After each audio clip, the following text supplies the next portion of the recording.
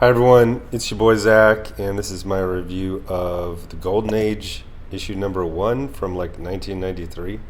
It's actually a good week in comics.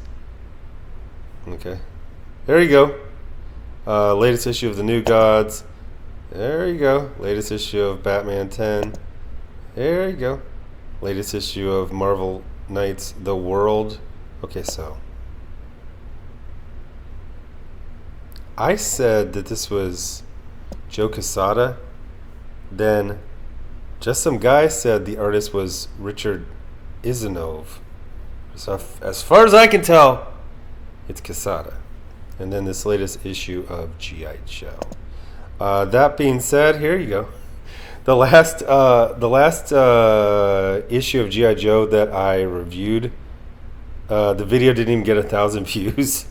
So that's once that happens, basically I'm just gonna stop reviewing something if it's not really worth it. So this series was mentioned by Sasha from Casually Comics in a video from a day or two ago, and this was a weird one because I remember where I was when it came out.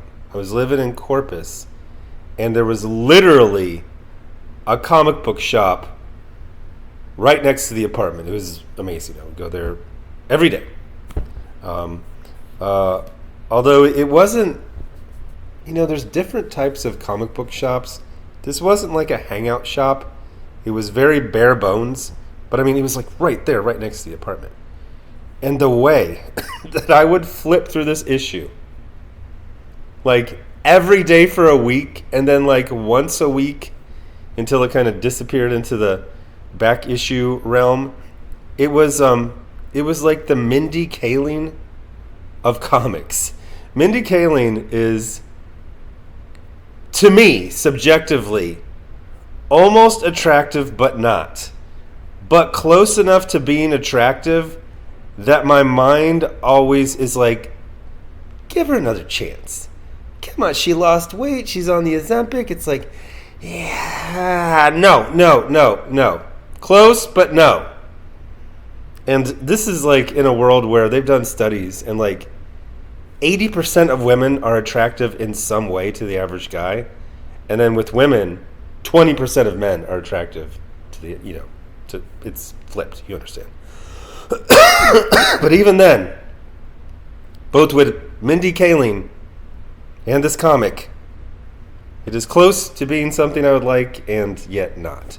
The main thing about this, and I was thinking about this when I was watching Superman for the second time yesterday. And luckily, the times that I went out to get a hot dog, because the hot dogs are never ready there for some reason, and the time I went to the bathroom were different times than the first time, so I got to see some scenes like that giant monster in the plaza. I came back from like getting a hot dog and he was just fully grown. I was like, what the fuck? But the Luthor's goons release him at night, and presumably he grows from solar radiation. But anyway, is that, these characters, all these characters, DC only has the copyright for them for like single digit years, and for most of their characters. Now I am very excited about this, but god damn, but really Superman the movie, this year's movie, hammered home that it's not just these characters, it's the universe, and it's going to be another 80 years for all the stuff in the universe. You understand what I'm saying, right? Like, they can just reference the robots from All-Star Superman, which was like 15 years ago. They don't have to do an adaptation. It's just DC just owns that, so they can mix and match and use like the greatest stuff from all time. The other thing is that I think the good stuff is still going to be from the regular DC, because you see what happens when people get a chance to do their take on thing. They usually just kind of copy something, but not as good. So this is just Watchmen.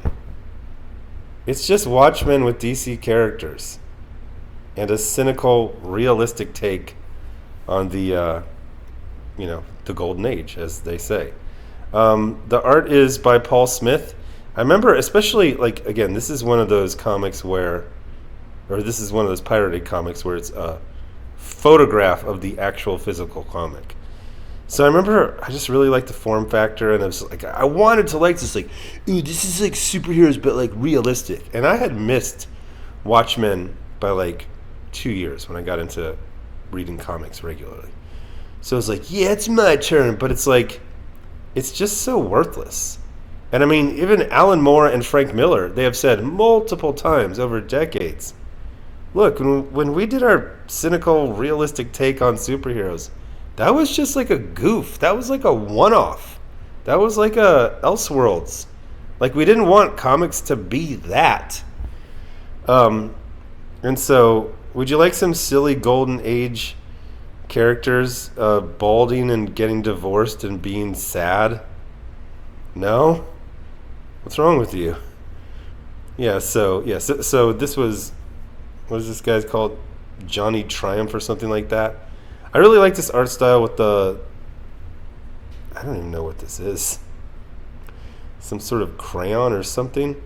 But it looked cool. It was interesting. And again, I was trying to like make like, this is my generation's Watchmen, but it's fucking miserable. Also, there's like 3 blonde male characters in this that are basically fucking identical. Like, you can't tell them apart. Hey, I wonder if this guy who's being presented an award is actually secretly a Nazi or a spy or an alien. It's very, very obvious. There's also some bit with cigarettes that I'm guessing are hypnotizing people or something like that. But it's just, God. It's like Terry Sloan, his airline's up and running. He was good at everything. That's what made him Mr. Terrific. But everything is a lot to keep in line. It diluted his intensity. And God knows, God damn, just fair play. These are, stop it. Stop it. And the thing is, even in 1993, this shit was getting old. Cynical, realistic takes on superheroes grew old almost as soon as they started. Like, it was just like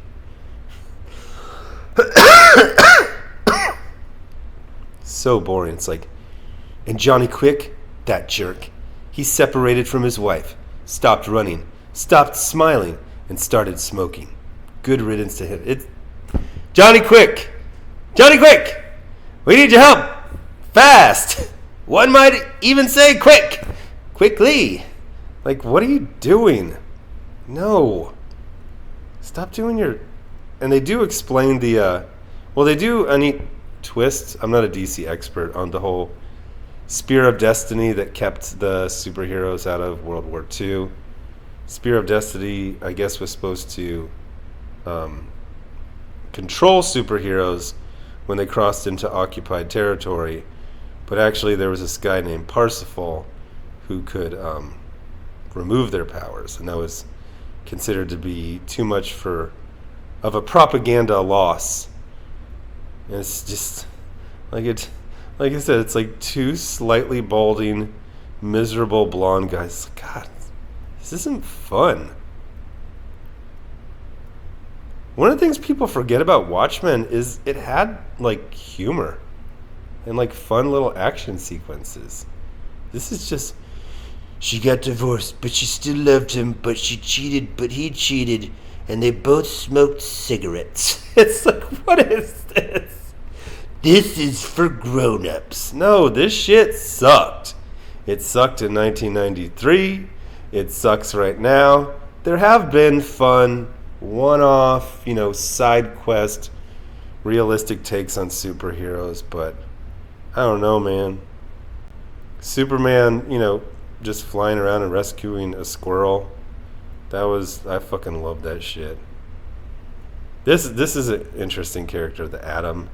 I guess he didn't have powers, but he's around people with powers so much that he started to gain powers. It's fine. But yeah, so I like the artwork, even though I like, Paul Smith's other styles before and after this more. But it's like, oh, he goes and visits this superhero, but he's in a mental institution because just stop. No, he's not. He's fine.